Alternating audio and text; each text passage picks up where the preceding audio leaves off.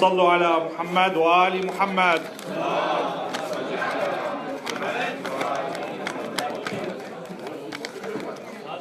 أعوذ بالله من الشيطان الرجيم. أفضل الذكر لله بسم الله الرحمن الرحيم. الحمد لله رب العالمين، والصلاة والسلام على سيد المرسلين خاتم الأنبياء أجمعين، حبيب إله العالمين، المصطفى أبا القاسم محمد. اللهم صل على وعلى أهل بيته الطيبين الطاهرين المعصومين. الحمد لله الذي هدانا لهذا وما كنا لنهتدي لولا أن هدانا الله. أما بعد، قال الله في كتابه الحكيم, your ally is none but Allah and His Messenger and those who believe, those who establish prayer and give zakat, and while they are in worship. Sallu ala Muhammad wa ali Muhammad.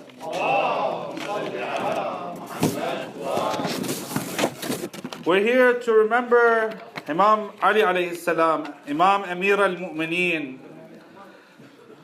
Through his birth, as we have many Imams that we come and remember when they are born, when they pass.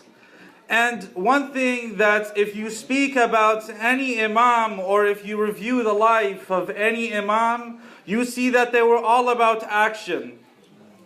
When they say something, there was an action that followed. For example, if somebody says, I'm thirsty, and sits down and does nothing, are they going to quench that thirst? Are they going to be able to say, I'm thirsty, and right away some water comes to them? Or do they have to get up and act to get that water?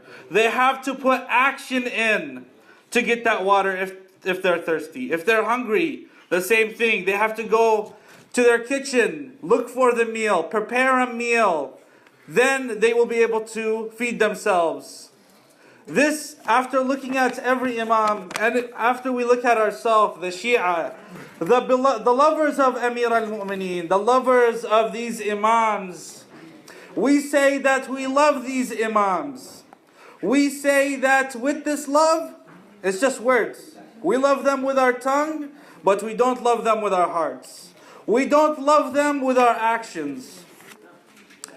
Amir al-Mu'mineen, alayhi salam, had many actions. When he spoke about prayer, you know that you can go and review the life of the Imam, and you could see many ahadith about the prayer of the Imam. When you go and see this ayah that we mentioned, that even in salah, when there is somebody in need, that doesn't stop the Imam from going to the action that is needed. In salah, Imam gives charity. When we sit without action, without anything, we just say we're Shia. Okay, you're Shia. What does that mean to you? What is a Shia? Who cares? You're a Shia. Okay. You love Ali. But with that love, are you action? Do you have any action behind that love? Imam al-Sadiq alayhi salam says to revive our issues. Ahyu amrana. Rahim Allah man ahya amrana. Revive our issues, our mission, our message. God have mercy on those who revive our mission. How do we revive this mission? Right now, at any age group, as we have Imam al-Jawad, who has started his imam at a young age of 8. He started, so when you say that I'm young, there's still action that's required by you. There's still action that when people see you and you say I'm a Shia, people should be happy to be seeing you. Because when you say that I'm a Shia, that means you're a follower of the Ahl al-Bayt. Imam al-Sadiq alayhi salam says, Our followers should be a blessing upon us. They should not be a curse upon us. When they see us, when somebody sees you and they say, this person is a Muslim, this person is a Shi'i, this should bring joy and say, oh, this person follows Ali ibn Abi Talib, this person follows Imam al-Sadiq. It shows. When he walks through the building, it shows that he follows these Imams. It's not a word that he mentions just with his tongue. In his heart, he's a follower of the Ahlul Bayt. In his actions, he's a follower of the Ahlul Bayt. When we go to Imam al-Sadiq, going back to that hadith, he says, honor our events. These are the events that we're honoring here. When they say that the time starts at 6, it doesn't matter. There is no excuse. There is not an excuse that will stop you from trying to honor an event for the Ahlul Bayt. Imam Rida alayhi salam says, he was speaking to a companion. He told this companion, if you love us, that's the first other, and if you desire to be... He went to Turkey, and it was the time for prayer. So when it started, he heard the adhan, he looked for a mosque. He saw a mosque, he went to pray. After he was done, he saw that the name of this mosque was called As If I Have Eaten and Drunk. Yani, as if I have eaten and drank. So after he saw this, this is a unique name for the Jami'. For example, this center is Al-Ghadeer for Imam Ali alayhi salam, when Rasulullah announced to the Arabs or the Muslims of that time that this is the Khalifa after me. So the name is known. Some are known after some mosques are named after the Imams. Some are called Mosque of Fatima, Mosque of Imam Hussein, whatever the case must be. But this one was just called As If I Have Eaten and Drunk. So he asked the Imam of this Jami', he said, this is a unique name. Why did you call it that? He said, because there was some repairs that needed to be taken in the mosque. So I went to the wealthy, the merchants, and the businessmen, and I asked them for money so I could fix this mosque. They didn't want to give any money. So he said, I was going to be taking an action because this mosque is where the events of the Ahlul Bayt are held. I'm going to take the action myself to fix this mosque. He said that I love to travel. This Imam is telling, the Imam of the mosque is telling this Sheikh, he said that I love to travel, so he said, until this mosque is fixed, I'm not going to travel. I like to eat in restaurants, no more of that. I like to go out, no more of that. Everything that I was going to spend on myself, I'm going to spend on this mosque. This is the action. It doesn't matter if some people say, if you ask them, why don't you take that action? They say, I don't have wealth. This person said, the extras in my life, what I used to do, I took that money to rebuild this mosque.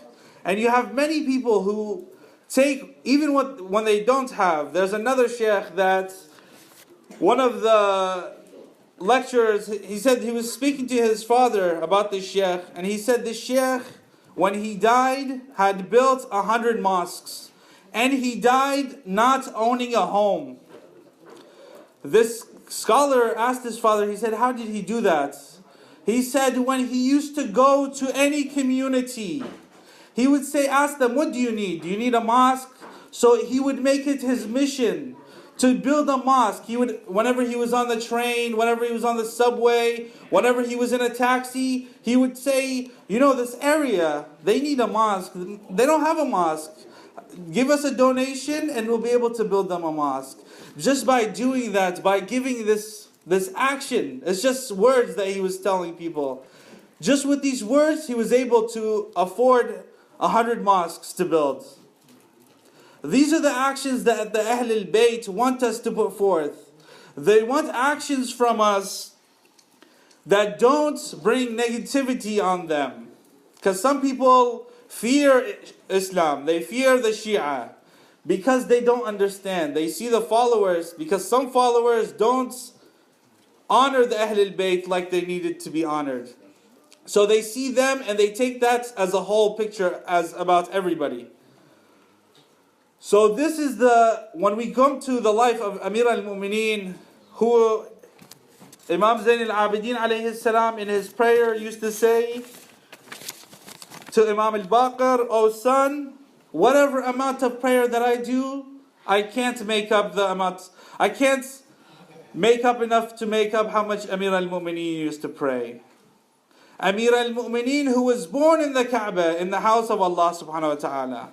One of our thinkers asked, he said, why would Amir al-Mu'mineen be born in the house of God?